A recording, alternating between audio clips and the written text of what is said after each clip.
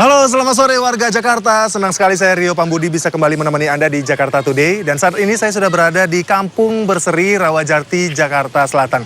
Nah, di sini warga mempunyai tempat untuk bisa mengolah sampah kembali menjadi barang-barang yang bisa digunakan seperti pupuk. Lalu tadi saya juga sempat lihat ada tanaman hidroponik nih.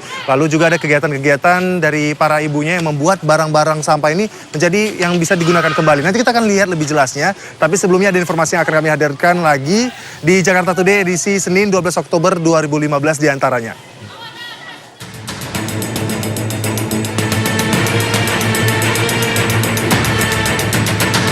Memasuki musim hujan, Pemprov DKI Jakarta melakukan berbagai persiapan agar ibu kota tak terendam banjir.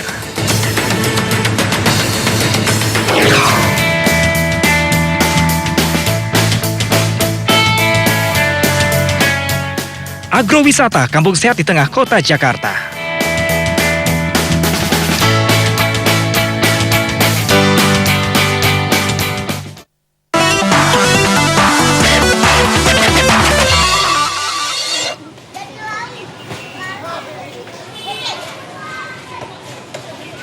Ya pemirsa, sebelum saya masuk ke bank sampahnya nih, karena di situ akan kita lihat bagaimana cara mengolah sampah-sampahnya menjadi barang yang bisa digunakan. Saya akan sampaikan dulu nih informasi di peristiwa Jakarta yang telah kami rangkum ya. Di antaranya ini ada informasi di mana para peserta BPJS berbondong-bondong mencairkan jaminan hari tua mereka. Lalu juga ini ada informasi di mana kebakaran yang terjadi di Tanah Abang.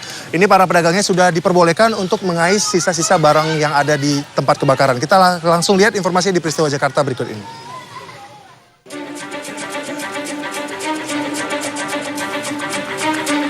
Sebanyak 200 peserta BPJS melakukan pencairan dana jaminan hari tua di kantor BPJS Cawang, Jakarta Timur. Mereka terdiri dari berbagai kategori, yakni terkena pemutusan hubungan kerja, mengundurkan diri ataupun pensiun. Selain itu, peserta masih aktif bekerja dengan masa kepesertaan minimal 10 tahun juga dapat melakukan pengambilan 10%. Ini sih antrinya agak lama. Terus ada kendala-kendala nggak? Untuk teller dummy aja agak lama. Dia dulu. Kenapa? Kerjanya agak lama sih ya, jadinya nunggunya agak lama.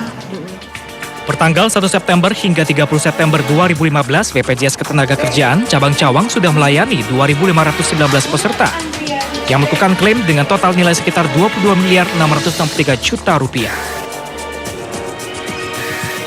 Pasca kebakaran yang menghanguskan ratusan kios di Pasar Impresa Beni, Tanah Abang, Jakarta Pusat, sejumlah pedagang mulai membersihkan puing-puing kios yang tersisa. Nantinya mereka terpaksa berjualan di pinggir kios hingga mendapat penggantian tempat dari pemerintah. Sebelumnya kebakaran hebat yang melanda 136 kios di Pasar Impresa Beni terjadi kemarin pagi. Dugaan sementara kebakaran disebabkan oleh hubungan arus pendek listrik dari salah satu kios.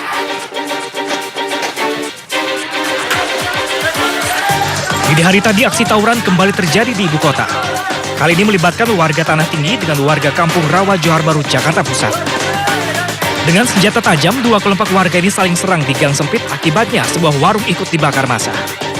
Tawuran dapat direlai setelah petugas kepolisian menembakkan gas air mata ke arah warga. Dan hingga kini penyebab bentrokan belum diketahui. Namun tawuran memang kerap terjadi meskipun spanduk hukuman bagi pelaku tawuran terpampang jelas di kawasan ini.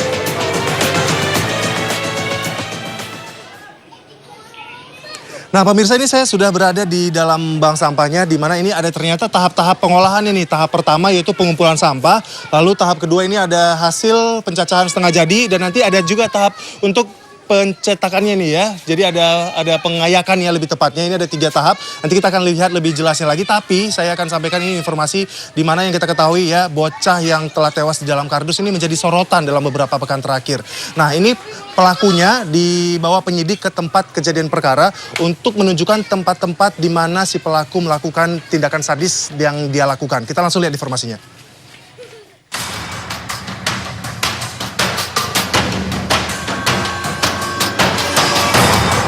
Usai mengakui segala perbuatannya, tersangka Ade, pembunuh bocah Malang di Kalideres, dibawa penyidik Polda Metro Jaya ke 3 titik tempat kejadian perkara.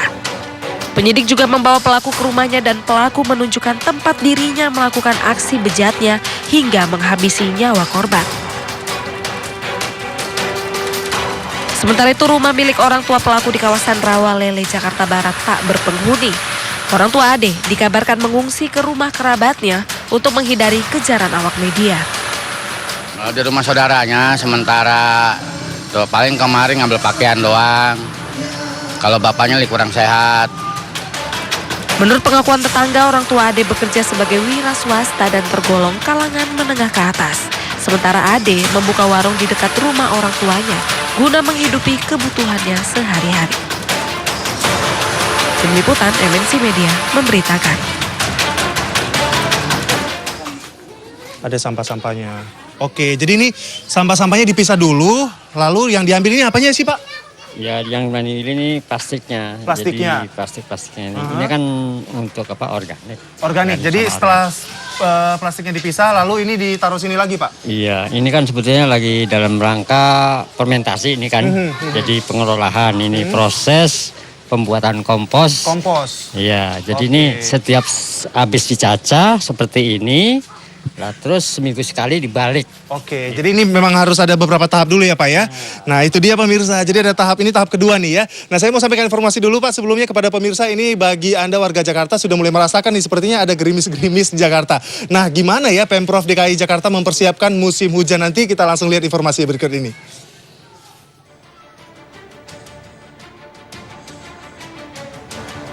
Tak hanya warga ibu kota yang melakukan berbagai persiapan menghadapi musim penghujan. Meski hujan masih enggan turun di wilayah ibu kota, namun Pemprov DKI Jakarta tak mau kecolongan wilayahnya kembali terendam banjir. Pemprov DKI Jakarta telah menurunkan sejumlah petugas untuk mengeruk sungai atau waduk yang dipenuhi lumpur. Pengerukan ini dilakukan agar sungai serta waduk nantinya lebih banyak menampung curahan air hujan. Meski antisipasi banjir mulai dilakukan, bukan berarti upaya ini tak menemui kendala. Alat berat yang digunakan untuk melakukan pengerukan ternyata masih kurang. Tak hanya itu, pembuatan tanggul sepanjang 65 km di wilayah Jakarta Utara belum juga selesai dibangun. Memang ada penggantian di bagian alat-alat berat kita. Alat berat nggak cukup, mau nyewa dari orang lain. Yang punya kita disewain ke orang lain, namanya kurang ajar kan. Ya udah biasalah, perlawanan, makanya saya bilang perbaiki Jakarta itu nggak butuh terlalu pintar kamu gitu dong. Karena semua masalah sudah tahu, solusi sudah tahu. Tak hanya Pemprov DKI Jakarta yang berpacu mengantisipasi datangnya musim penghujan yang diperkirakan terjadi pada akhir tahun. Warga ibu kota juga dapat melakukan antisipasi agar banjir tak lagi merendam wilayah Jakarta. Tak membuang sampah sembarangan, tak lagi menempati bantaran sungai, bisa jadi solusi agar Jakarta tak lagi kebanjiran. Dari Jakarta, Deriski Orta, Irwan, MNC Media memberitakan. Ya pemirsa, ternyata tadi yang sampah yang sudah saya pisah tadi pencacahan bersama Bapak tadi itu dibiarkan dulu nih selama 4 minggu. Lalu setelah itu masuk ke tahap penyayakan. Ini dia ya. Jadi menggunakan alat ini diolah lagi sampai akhirnya nanti dipilih mana yang bisa menjadi pupuk digunakan lagi begitu pemirsa. Nah ini saya sampaikan dulu informasi lainnya kepada Anda. Bagi kita ketahui warga Jakarta ini ada ternyata penduduk yang tinggal di kawasan mungkin Kali Ciliwung begitu. Nah ternyata Kali Ciliwung ini juga bisa menjadi sumber kehidupan mereka. Nah ini gimana ya sekarang situasi yang kita ketahui di Kali Ciliwung hingga saat ini. Langsung saja kita lihat ya.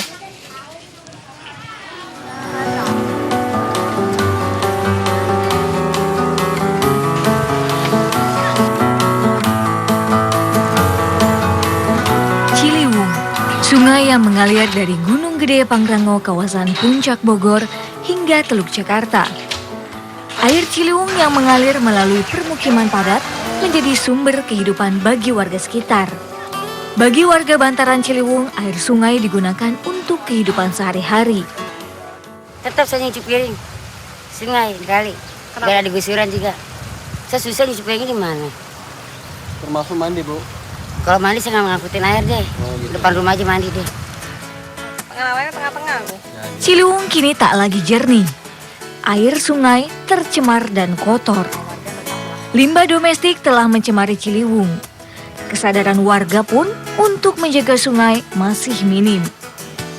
Kontribusi terbesar 80% itu dari penggunaan limbah domestik.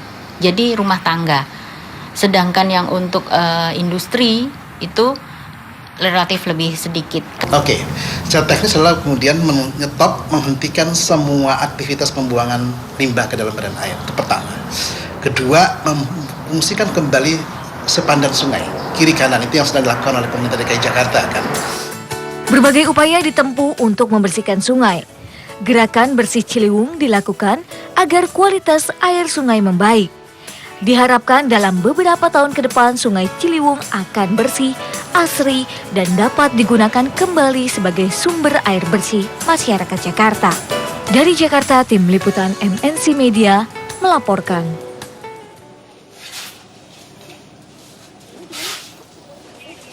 Ya pemirsa, sekarang saatnya kita akan melihat bagaimana pantauan lalu lintas yang ada di Jalan Gatot Subroto.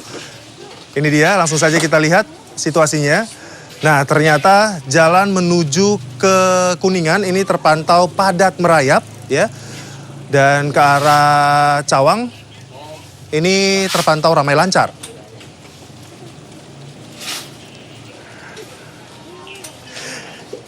Ya, pemirsa, nanti saya akan kembali lagi dengan informasi lainnya di Rawajati ini. Kira-kira kegiatan apa lagi yang bisa saya akan sampaikan kepada Anda. Kami akan kembali, tetaplah di Jakarta Today.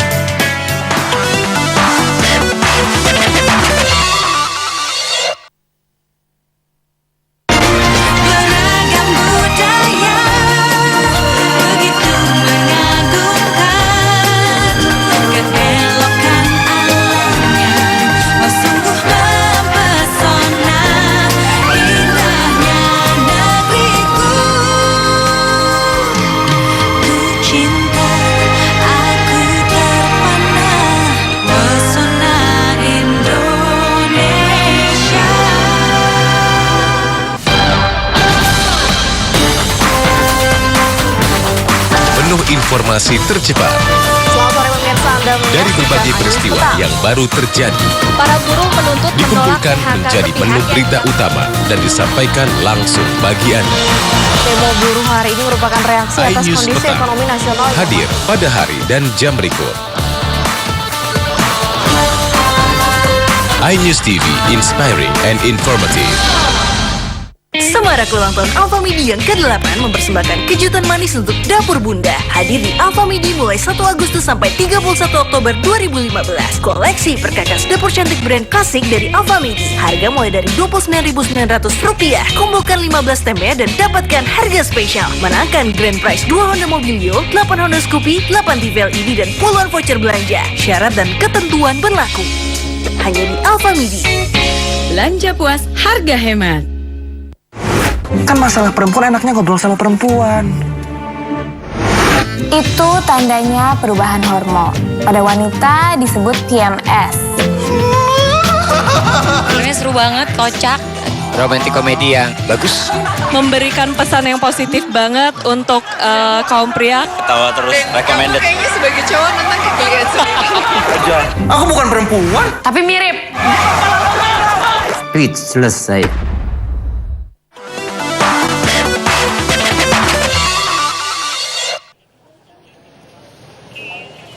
Ya pemirsa, nah ini ternyata pupuknya ya, yang tadi akhirnya diolah menjadi pupuk, ini lalu dibungkus bisa dijual nih. Bagi Anda juga mungkin yang membutuhkannya boleh langsung beli juga. Nah ini saya mau sampaikan informasi, memang semakin banyak sih sebenarnya kampung di Jakarta ini yang peduli lingkungan. Ini ada juga di daerah Pesanggerahan. Ingatkah Anda saya juga pernah menyampaikan informasi Jakarta Today di sana. Nah di sana ini kita bisa lihat ada ya mungkin bisa dikatakan kampung agrowisata ya. Kita langsung lihat saja liputannya berikut ini.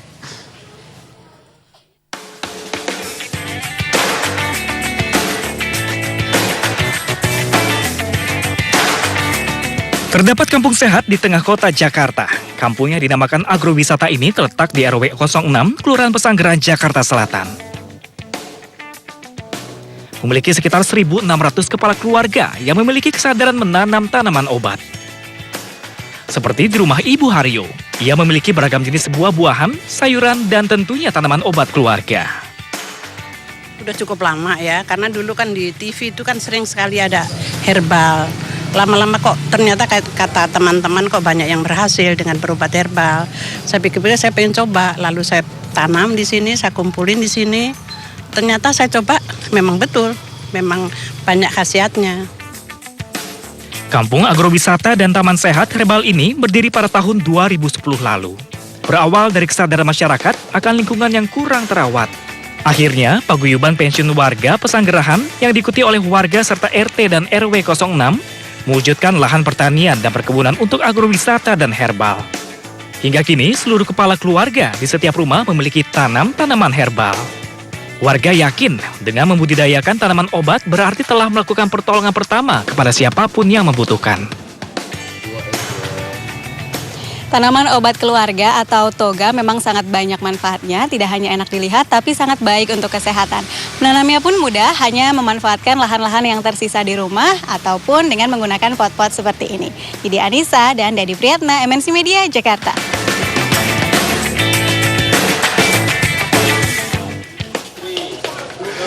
Ya pemirsa, nah ternyata ini pupuk yang tadi kita lihat diolah sama Pak Supardi. Ya kita langsung ngobrol aja sama Pak Supardi ya. Halo Pak Supardi ya, kita boleh ngobrol. Ini sebenarnya untuk menjadi pupuk seperti ini diolahnya berapa lama sih Pak? Kalau seperti ini secara komunal itu 1,5 bulan. 1,5 bulan. Tapi kalau secara skala rumah tangga itu cukup 1 bulan. Dalam skala rumah tangga cukup 1 bulan. Ini prosesnya gimana sih Pak? Ini tadi ada beberapa wadah ya saya lihat. Ini fungsinya apa aja Pak? Jadi langkah awal kita siapkan tempat. Bisa pakai ember bekas seperti ini yang sudah rusak pun ember bisa. bekas lalu dibolongin gini ya Pak ya? Dibolongi seluruh badan dan bawahnya. Oke. Nah, tidak beraturan bolongnya. Ini supaya hanya untuk sirkulasi udara. Sirkulasi udaranya. Ya. Oke Pak. Atau bisa pakai bekas cat seperti ini. Oke. Jadi inilah alat-alatnya. Seperti bekas cat ini, kalau ini juga kita bolong seluruh tubuhnya atau badannya, kemudian di belakangnya. Setelah itu kita siapkan lagi bantalan. Di dalamnya ini styrofoam. Bisa juga dengan sepot atau arang. Oke, jadi dimasukkan ya Pak ya ke dalam ya Pak ya? Nah, ini tebalnya 5 cm sampai 8 cm. Dan sampai nanti akhirnya tahapnya ini Pak boleh langsung daun ini ya Pak ya dimasukkan begitu ya Pak? Ini bantalan kita masukkan tempatnya. Kemudian kita siapkan ada dua ini lagi ya? 2 karpet. Karpet. Yang satu dibolongi, diukur, dibuat lingkaran sebesar wadahnya. Kita tutupkan di atas bantalan. Kemudian kemudian ada lagi ya Pak ya? Kita masukkan kompos yang sudah jadi. Ini sebagai pemancing. Pemancingnya Pak ya? Ini jumlahnya sepertiga wadah. Baik Pak, ini kita sambil lihat prosesnya bagaimana. Tapi sebelumnya saya juga mau sampaikan dulu nih pantauan lalu lintas pemirsa. Boleh nanti sambil dibuat ya Pak ya? Nah kita langsung lihat aja nih pantauan lalu lintas yang ada di Taman Mini Indonesia Indah di daerah Jakarta Timur. Langsung saja kita lihat, ini dia.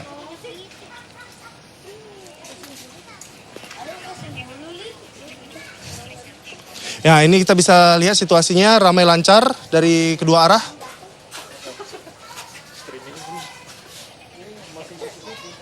Ke arah Kramat Jati ramai lancar dan juga arah sebaliknya ya.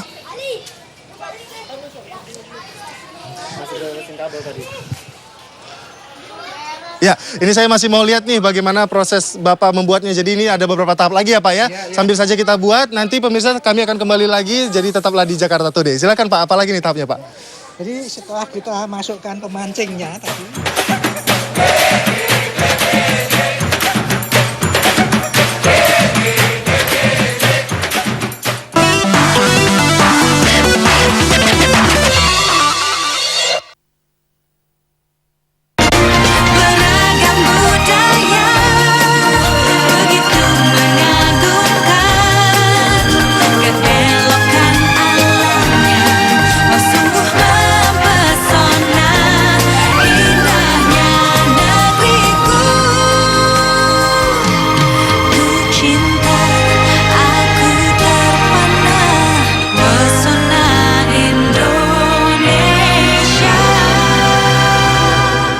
Demi melindungi dan menjaga kedaulatan Indonesia, ada batas teritorial dan aturan. Semua itu adalah tanggung jawab yang dipegang oleh TNI. Menjaga keamanan dan kedaulatan Indonesia. Imigrasi, menjaga legalitas identitas kependudukan. Bea Cukai, mengawasi masuknya suatu barang ke Indonesia. Indonesia Border, hadir pada hari dan jam berikut. Hanya di iNews TV, inspiring and informative.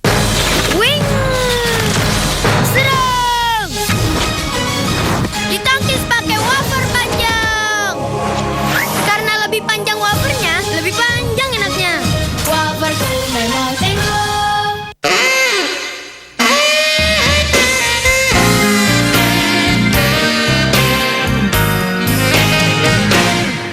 Naomi, Talk to iNews.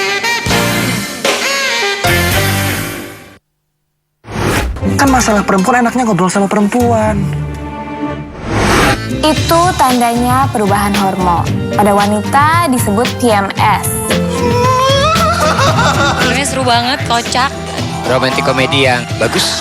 Memberikan pesan yang positif banget untuk kaum pria. Ketawa terus, recommended. Kayaknya sebagai cowok nonton kekelian sendiri. Aku bukan perempuan. Tapi mirip. Tweet selesai.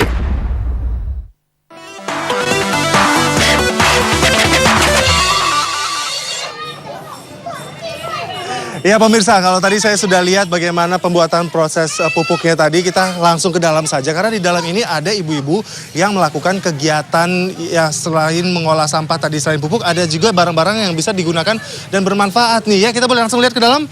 Mari. Ada ibu-ibunya di dalam, jadi mereka lagi buatin sampah-sampah yang tidak terpakai menjadi barang berguna ya. Selamat sore Ibu, halo. Nah ini dia, boleh kita langsung ngobrol. Kita ngobrol dulu ya. Saya pilih acak aja deh. Ya ini ibunya lagi ngapain nih Bu? Bikin bunga Ibu. Iya. Ini sampahnya apa ini Bu? Sampah plastik dari apa pewangi. Pewangi ya? Pewangi pakaian. Oke, pewangi pakaian. Iya. Lalu digunting-gunting, dibentuk menjadi apa nih Bu? Bunga. Bunga ya? Iya. Sampai jadi seperti itu juga? Iya. Wah, jadi ini dia ada ibu-ibu di sini yang memang kegiatannya untuk membuat menjadi bunga-bunga ini. Lalu kegiatan apa lagi Bu selain bunga Bu? Koran bisa. Koran? Jadi apa? Wadah? Itu tempat tisu? Iya. Oke. Lalu air mineral Mas. Air mineral juga air ya? Mineral, Wah, itu. itu Ada dia. lagi dari bungkus itu apa Mbak namanya? Kopi ya Mbak ya? Bungkus kopi. Ada dompet, ada tas. Jadi bermacam-macam ya. Dijual nih. Berapa kisaran harganya? Berapa dompet? 50.000? 50.000. Kalau tas berapa Mbak? 95 ya Mbak ya? 95. Kalau dompet pensil berapa? 35. 35. Tapi kalau Mas beli mahal boleh. Uangnya dijadikan apa lagi nih Bu setelah dijual? Untuk kas sama untuk modal lagi Mas. Oh, iya. kas, Kan modal kalau lagi. koran kan perlu modal apa Mbak? Lem, gunting, pernis. Kalau ini kan perlu modal ini juga. Gitu Mas. Lalu kalau untuk yang dari air mineral kan apa Mbak? Lem tembak ya Mbak ya? Lem tembak, lem fork. Iya. Oke. Jadi itu dia ya, ternyata memang dari sampah ini lalu dibentuk berbagai macam, dijual lagi, uangnya disimpan jadi kas untuk kebutuhan-kebutuhan lainnya ya. Wah ini sudah berlangsung berapa lama sih Bu prosesnya ini?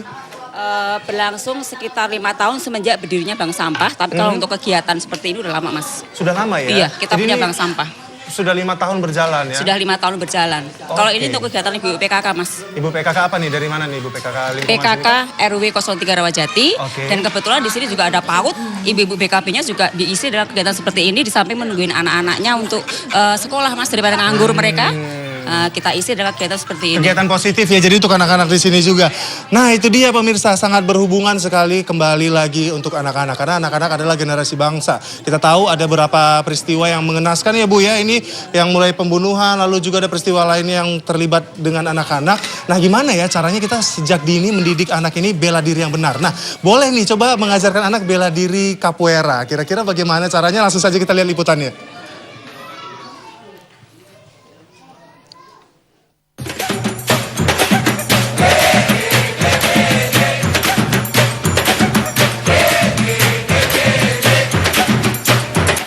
Merebaknya kasus kejahatan terhadap anak membuat para orang tua wajib membekali anak dengan keahlian bela diri untuk pertahanan. Ya, capoeira yang merupakan seni bela diri khas negeri Samba ini mampu membantu anak dalam membaca situasi. Bahkan anak menjadi tahu bila ancaman mulai datang. A capoeira, ela pode ser uma ferramenta, instrumento de autodefesa. A criança que conhece uma arte marcial, uma luta, ela pode usar esse elemento como uma defesa no futuro. A gente não incentiva a violência, mas se a violência vem até nós, existe instinto de proteção natural que o capoeirista adquire para se defender. Dengan musik yang penuh semangat dan gerakan yang energik, capoeira tentu mendapat daya tarik tersendiri bagi anak-anak. Seni bela diri ini tak lagi dipandang sebagai sebuah latihan yang membosankan, melainkan tarian dan permainan yang sangat menyenangkan. Kira-kira 1,5 tahun. Apa nih yang paling suka di belajar capoeira? Gerakannya, kalau sparring tuh rasanya, widih enak banget. Bisa ngeluarin. Hah? Sekarang udah sampai tahap apa? Udah sampai level berapa? Level ketiga. Yang ini juga sabuk pertama aku. Seru nggak belajar capoeira? Serunya bukan main. Untuk proses pelatihan, capoeira dijamin aman untuk dipelajari anak-anak. Setiap tahap pembelajaran tentunya akan disesuaikan dengan usia dan kemampuan sang anak. Jadi, tunggu apa lagi? Ayo segera bekali anak Anda agar bisa melindungi dirinya sendiri. Dari Jakarta, Faris Al-Hasani, Kasih Surojo, memberitakan.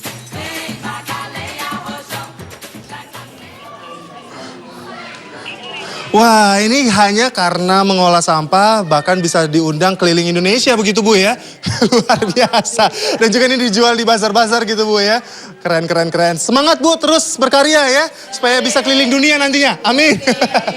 Itu dia pemirsa bersama ibu-ibu PKK di sini yang mengolah sampah menjadi barang berharga ya. Dan saya akan sampaikan bagaimana ini situasi lalu lintas lagi.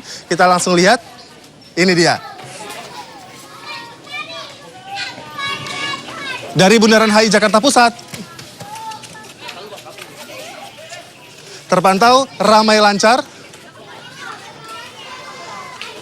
menuju jam pulang kerja ya pemirsa, jadi sebentar lagi mungkin akan padat.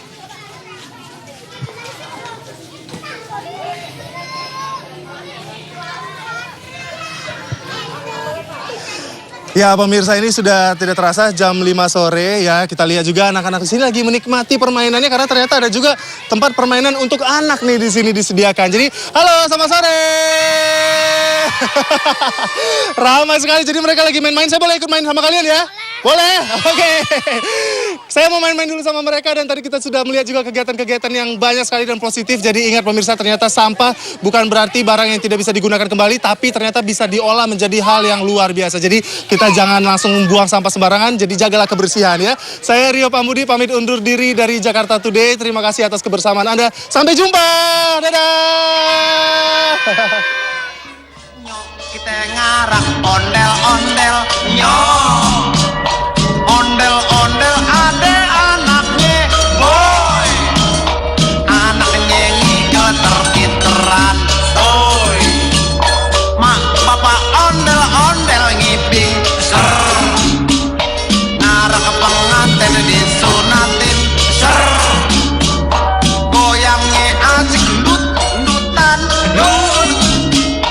Inyang ngiping igel-igelan go.